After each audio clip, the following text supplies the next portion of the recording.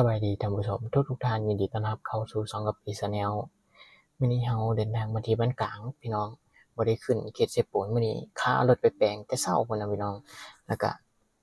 ตอนแรกก็ปีย่างลงไปถามครอบครัวขอทานพี่น้องจำได้บ่ตั้งแต่เฮาไปวางชักโครกให้เพิ่นก็ประมาณ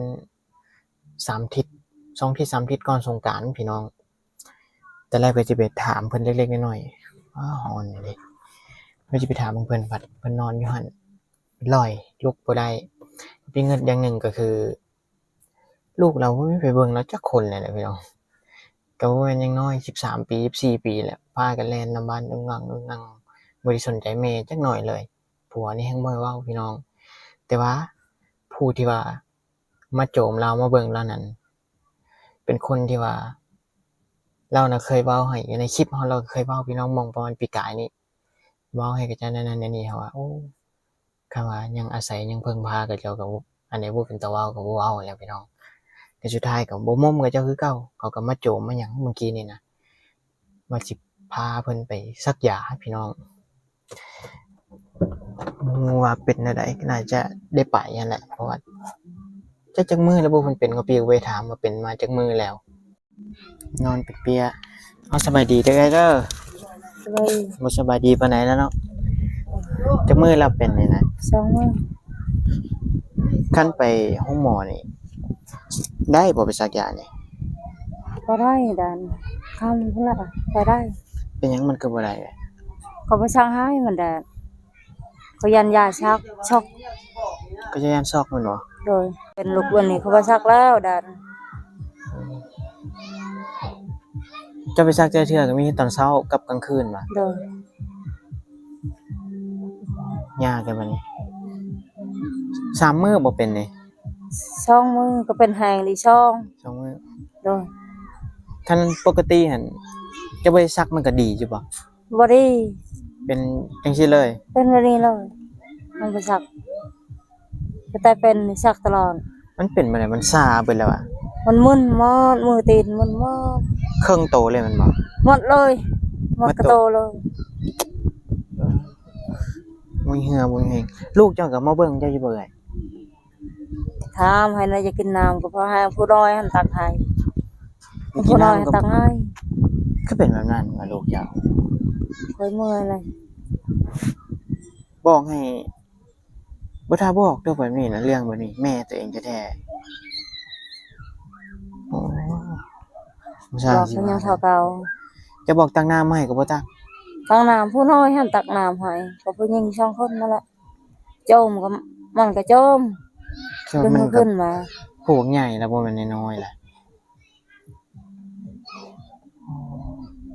ผู้หญิงน่ะเบิ่งเจ้าอยู่บ่เบิ่งผู้น้อย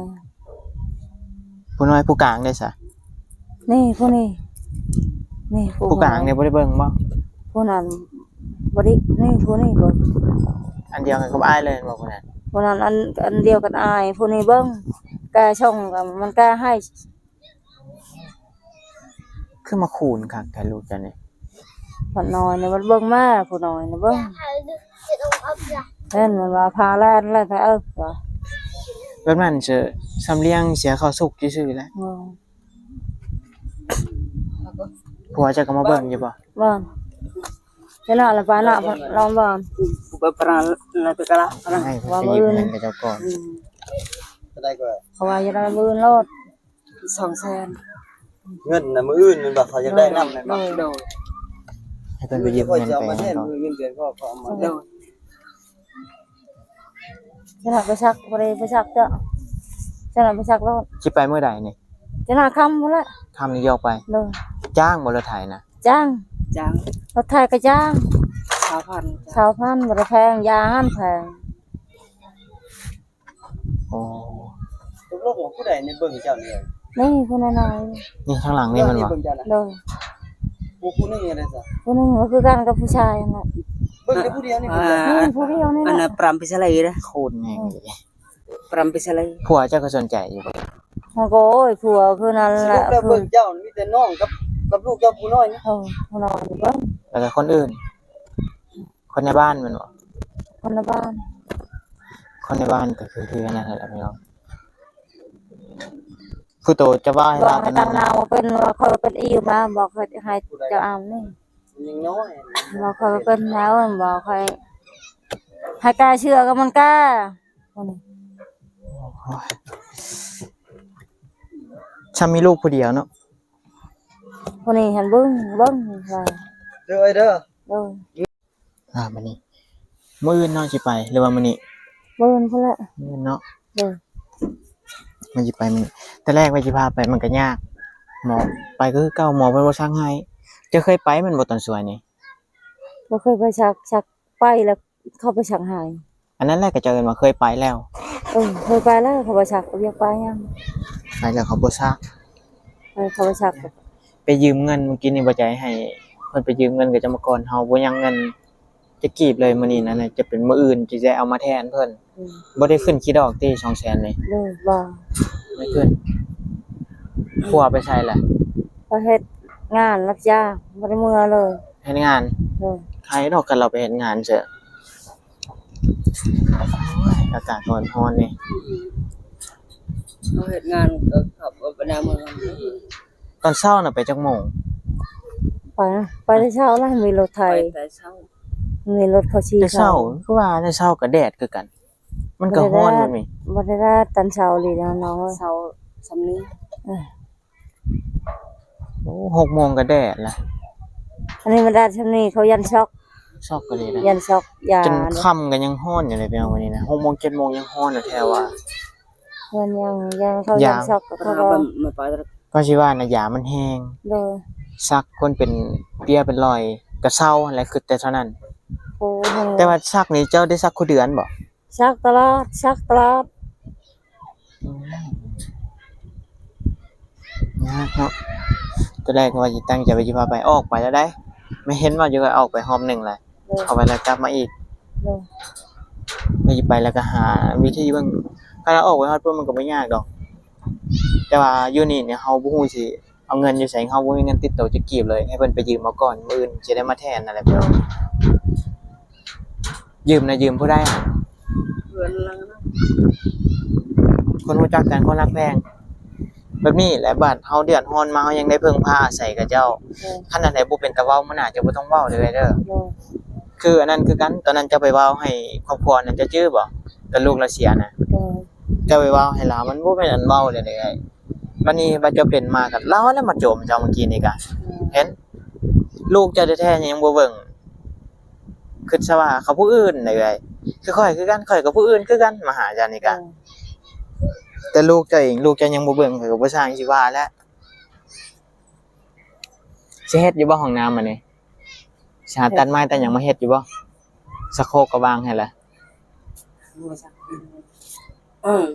ฮะ เฮ็ด ทำมุน สิได้ใช้อ เอื้ ยู่ อ บ่ นี่เป็นเบียร์ลอยนะไรก็เลยเฮ็ด เอาก็ คอย เงิน ถือ ให้ นัก สัก ก็ ยา เป็น เด้ คอย เจ้าก็บ่ต้องเฮ็ดแหละหนัก มันก็บ่ได้หนักดอกซำนี้นะหาไม้สำเร็จสำหนึ่งซื่อ หามาเฮ็ด ๆเอามาเฮ็ดแบบนี่ก็แตะแบบนี้ก็ได้เฮ็ดแบบนี้เอาใช้สำเร็จสำหนึ่งเอามาปิดซื่อๆสะโครกอะเฮ็ดก็บ่แม่นหยังดอกก็สิเจ้าใช้เอง น้ำยังใช้ปกติอยู่บ่เด็กน้อยเนี่ยพยายามอย่าให้เขาไปเล่นเด้อน้ำนั่นฮักได้ค่อยละเมื่อยกับเจ้าลูกเจ้าพัดเป็นแบบนั้นซ้ำก็จะบ่ได้กินแห้งแล้วเนาะเนาะ ยามดำหน้ามันดำหั่นว่าจะเป็นนี่มันบ่อยากเบิ่ง ดำหน้าเชื่อย ามดำหน้าได้ยันวันตอนรับจ้าง รับจ้างของตัวเองได้เฮ็ดบ่ เฮ็ด กินก็กินอยู่เฮือนคำบ่เฮ็ดหยังเลยมันก็แฮงสิเลี้ยงเสียข้าวซื่อ เนี่ยแต่เขากินก็บ่ได้เพิ่นก็ว่า เขากินกันหมดแล้ว ตอนนั้นเจ้ายังเว้าลูกเจ้าบ่เฮ็ดหน้าเต็งมันบ่อยากเฮ็ดบ่มีน้ำ บ่มันดำนาคนอื่นน่ะมันเฮ็ด อันนี้ นาบ้านนาเองน่ะมันบ่ดำให้ละ เนี่ย วัดข้าวสารกินกันมื้อ ค่อยบ่เข้าใจเจ้าสิสอนลูกจังได๋สอนอยู่บ่เจ้าก็สอน ช้อนค่อยช้อนตลอด จะว่าไปได้แต่ละเทื่อจะบอก บอกให้เฮ็ดเวียกเฮ็ดงานให้เบิ่งมา เขาบ่ฟังเนาะ บ่ก็ฟังหั่นเลย ไปค่อยๆอุกแทนจะได้ลูกผู้น้อยๆเพิ่นเอาไปเอามาสิได้กินแห้งคนซ้ำผู้ชายก็บ่แม่นต้องเว้าพี่น้องบ่เป็นตาสิแตกจักหน่อยเลย ใหญ่แล้วบ่แม่นน้อยๆพุ่นเล่นอยู่พุ่นยู่รอไปยู่รอมาอยู่พุ่นปกติสำนี้ไปหาหน่อไม้หน่อตอกได้แล้วพวกเจ้าผู้หญิงคือกันเอ้ย ไปหาก็ไปหาน้ำไม้ลูกคือผู้น้อยแกงแล้วเพิ่นเรียนลองนั้นแกงผู้น้อยหั่น ผู้น้อย เด้อ ผู้ใดผู้น้อย เพิ่นก็เบิ่งแม่หั่นเพิ่นก็ไปหาน้ำไม้เขาแล้วก็เขาตักแกงให้ เอาไปเอามาจะตกอยู่แต่กับผู้เดียว แล้วก็คนอื่นคนในบ้านแบบนี้เด้อเจ้าปิดตาฮักแพงกับเจ้าก็ฮักแพงกับเจ้าไว้คือแบบนี้เฮาได้เพิ่งพาอาศัยกับเจ้าผัวเจ้าแท้ๆก็ยังบ่ได้เบิ่งบ่สนเลยแม่นบ่ ไปชน อยากตายก็ตายแม่นบ่ล่ะ ตายก็ตายไปเฮ็ดครัวเชย เบิ่งลูกผู้น้อยหันจักปีแล้วไง แล้วฮะหาพี่ล่ะแก้วออกเลย ผู้น้อย5 ปี แต่พัดยังฮู้คิดก่อน ผู้ใหญ่ผู้เฒ่าอีก กับอันนี้แหละเบิ่งเอื้อยกะ คนนี้ ไปใส่กับไปบ่ได้แล้วขอข้าวเขายังบ่ได้ไปจักมื้อเราบ่ได้ไปขอข้าว เจ็บแล้วมันยังไปข้องเจ็บแล้วมัน เพ ยุ่ง ราะว่าเดี๋ยวบ่ก็เข้ามื้อนี้เคยจับไปอยู่ ชาวย่านแล้วบ่ บ่ได้ยัน บ่ได้ย่านมามื้อนั้นยังย่านอยู่ แต่ยัน ว่าจะบ่เข้าเดือนหมื่น บ่แม่นค่อยเว้าไปมื้อนั้นแล้วจังชาวย่านติเพิ่นย่านตอนนั้นหันย่านเขาจับขึ้นรถตู้ ว่าจะเข้ามื้อนี้ คันจับขึ้นรถตู้เสียเขาก็จับคนดีๆพุ่นแหละเขาเห็นเจ้าก็บ่เอาแล้วสิว่ากันจักเขาสิเอาไปเฮ็ดอีหยังมันก็บ่มีดอก จนบ่ได้ไปขอเขาก็เป็นเดือนนั่นแหละ